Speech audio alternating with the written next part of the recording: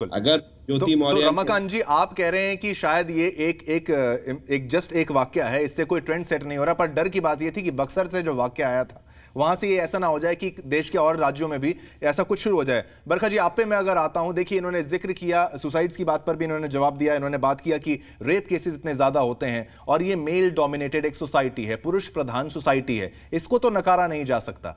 क्या इसको नकारा जा सकता है? क्या उसके लिए कुछ किया जा रहा है? हाँ, ये बिल्कुल मामला चीटिंग का भी अगर कह सकते हैं, वो भी एंगल इसमें है और इसमें धोखे की बात है, पर धोखा तो वहां पर आलोक ने भी दिया था अगर उसने नहीं बताया कि मैं किस पद पर कार्यरत था। लेकिन हालांकि वो एक अलग बात है, उससे वो कह रही हैं कि अब मुझे वो मामला मेरे लिए उतना बड़ा नहीं है। आपकी क्या राय रहेगी इस पर? देखिए, बक्सर का आपने जिक्र किया तो थोड़ा सा दे दूं। अभी कुछ दिन पहले मुकेश पांडे वहां के डीएम थे, उन्होंने पारिवारिक झगड़ों की वजह से ही सुसाइड किया गाजियाबाद में आकर के।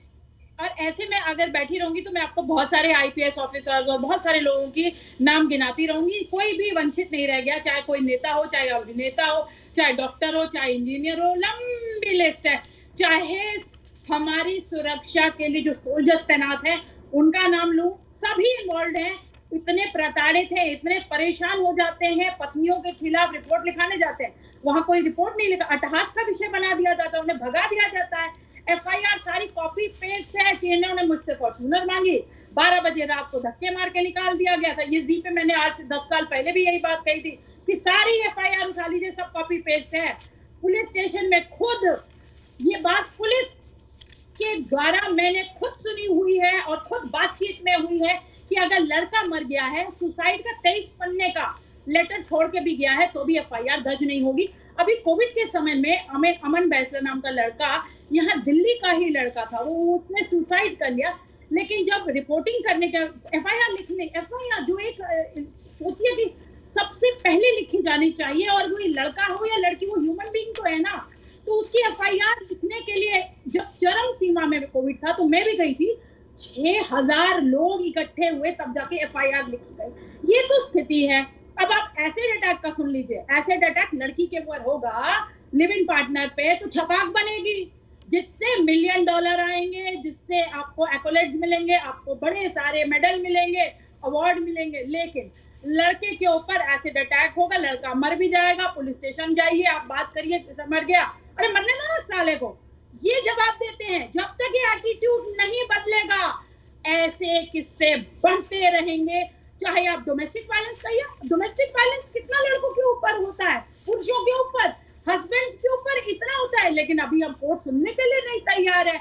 अगर हम सब मूक बहिर बन जाएंगे, लॉ मेकर्स के साथ मैं बात कर रही हूँ, मैंने 13 लॉ मेकर्स को, अभी जो 4th लॉ मेकर आए हैं हमारे देश में, कानून मंत्री हैं, उनको भी मिल चुकी हूँ, 4 को मिल चुकी हूँ।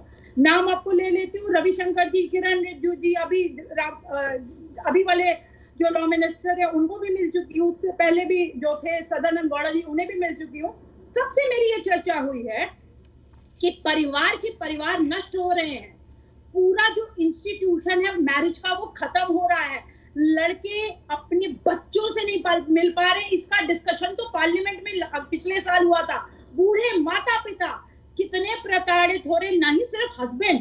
तो यहाँ पर आप देखिए कि एक ट्रेंड सेट हो रहा है। ट्रेंड ये सेट हो रहा है कि पुरुष मरे जिए, वो जीडीपी के लिए काम कर रहा है, वो टैक्स पेयर है, पुरुष प्रधान देश कह दो, जो कि मिथ है, लेकिन मरेगा कटेगा सिर्फ पुरुष, उसकी कहीं सुनवाई नहीं होगी। रमाकांत जी, ज्योति वो बोलेगी वो सत्य है, बाकी कुछ बोल रहा है वो गलत है। मीडिया को भी अकाउंटेबल बनाना पड़ेगा। मैं आपका तहे दिल से धन्यवाद करना चाहती हूँ, कम से कम आप इस मामले पे डिस्कशन तो कर रहे हैं। डिस्कशन, चर्चा बहुत जरूरी है, क्योंकि कोई पटल नहीं है। आज ज्योति तो एनसीडब्ल्यू जा सकती है, डीसीडब्ल्यू जा सकती है, ये इसका पति अतुल मौर्य कहाँ जाए? आप मुझे सिर्फ इस बात का जवाब दीजिए, ये कहाँ जाए, ये किसका दरवाजा खटखटाए, कहाँ जाए, इसकी गुहार की कौन सुनवाई?